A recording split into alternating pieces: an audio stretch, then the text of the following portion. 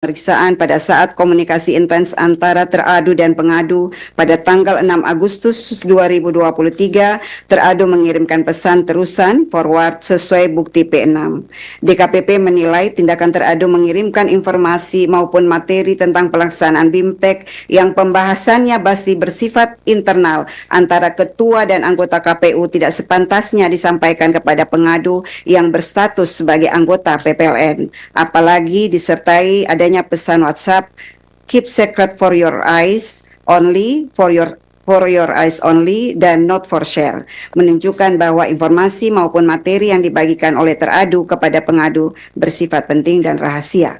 Terungkap pula fakta dalam sidang pemeriksaan. Dalam komunikasi intens tersebut, teradu mengajak pengadu jalan berdua di sela-sela acara BIMTEK di Den Haag, bukti P7.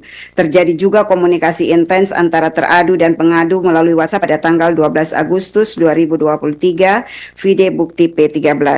Dalam komunikasi tersebut, pengadu meminta tolong kepada teradu agar pada saat kunjungan ke Belanda membawakan barang pengadu yang ketinggalan di Jakarta. Kemudian teradu menyanggupi permintaan pengadu dan mengirimkan daftar barang titipan pengadu berupa 1 rompi PPLN, 1 potong baju, 1 potong CD, dan 2 peks cuimi. Terhadap pesan tersebut, pengadu menanyakan apa yang dimaksud dengan CD, padahal barang tersebut tidak termasuk barang yang dititipkan oleh pengadu. Teradu menjawab dengan nada bercanda, "Oh maaf, keselip." Bukti P13. Terhadap fakta tersebut, DKPP menilai tindakan teradu tidak dibenarkan menurut etika penyelenggara pemilu. Teradu terbukti menyisipkan kepentingan pribadi dalam melaksanakan tugasnya. Permintaan teradu untuk jalan berdua dengan pengadu tidak patut dilakukan, mengingat status teradu yang sudah berkeluarga. Selain itu, isi chat teradu yang menuliskan CD yang diakui dalam sidang pemeriksaan adalah celana dalam, menurut DKPP tidak patut dibicarakan, mengingat status teradu sebagai atasan dari pengadu dan teradu sudah berkeluarga. Apalagi dalam pesan pengadu kepada teradu tidak ada titipan berupa CD untuk dibawa ke Belanda. Berkenaan dengan dalil aduan pengadu bahwa teradu memaksa melakukan hubungan badan 16, P20 dan P21. Berkenaan dalil aduan pengadu bahwa teradu menyusun dan menandatangani surat pernyataan tertanggal 2 Januari 2024, terungkap fakta dalam sidang pemeriksaan bahwa teradu mengakui membuat dan menandatangani surat pernyataan akuo pada tanggal 2 dan 5 Januari 2024. Bahwa surat pernyataan tersebut dilatar belakangi oleh kedatangan pengadu ke Indonesia dengan maksud menagih kepastian janji teradu untuk menikahi pengadu pasca kejadian pada tanggal 3 Oktober 2023. Bahwa pengadu datang ke Jakarta pada tanggal 9 Desember 2023 difasilitasi oleh teradu berupa tiket pesawat dan menyiapkan 1 unit apartemen dengan nomor 705 di Oakwood Suite Kuningan atas nama Wildan Sukoya untuk dipergunakan pengadu sejak tanggal 8 Desember 2023 sampai dengan 7 Januari 2024 sesuai bukti pihak terkait Ahmad Wildan Sukoya, vide bukti PT2. Akan tetapi, pengadu tidak mendapatkan jaminan kepastian dari teradu, sehingga pengadu meminta teradu untuk membuat surat pernyataan tertulis di atas materai yang pada pokoknya berisikan janji teradu kepada pengadu.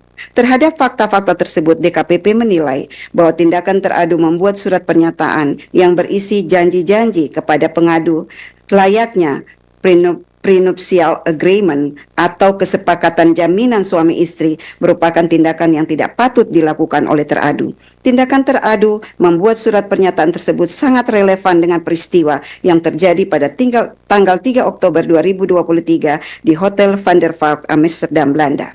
Selanjutnya, berkenaan dengan dalil bahwa teradu menyalahgunakan jabatan, wewenang, dan fasilitas negara untuk kepentingan pribadi, terungkap fakta dalam sidang pemeriksaan bahwa benar teradu menggunakan kendaraan dinas milik teradu untuk kepentingan pribadi mengantar dan menjemput pengadu di luar tugas kedinasan pada saat pengadu berada di Jakarta.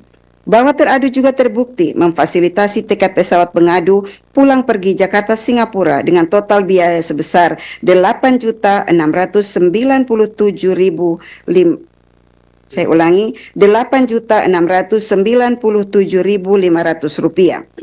Sebagaimana keterangan pihak terkait Retno Kusumastuti, vide bukti PT1 dan PT2. Selain itu, teradu juga memfasilitasi penginapan di apartemen Oakwood Suite Kuningan dengan total biaya sebesar Rp48.716.900 sebagaimana keterangan pihak terkait Ahmad Wildan Sukoya, vide bukti PT1, PT2, dan PT3.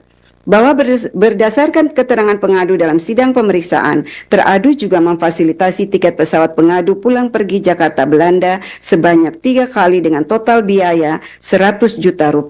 Hal ini diakui oleh teradu dan menjelaskan bahwa yang membayarkan biaya tiket untuk pengadu adalah temannya.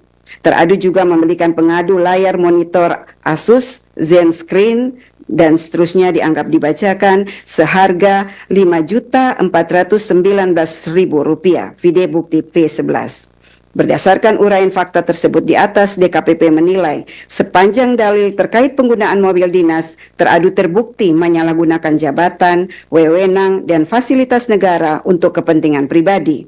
Sedangkan terkait dengan uang yang digunakan teradu untuk memfasilitasi pengadu bukan bersumber dari keuangan negara. Namun demikian, fasilitasi yang diberikan teradu kepada pengadu membuktikan dan meyakinkan DKPP adanya hubungan pribadi yang bersifat khusus antara teradu dengan pengadu, mengingat fasilitasi serupa tidak diberikan teradu kepada penyelenggara pemilu yang lain.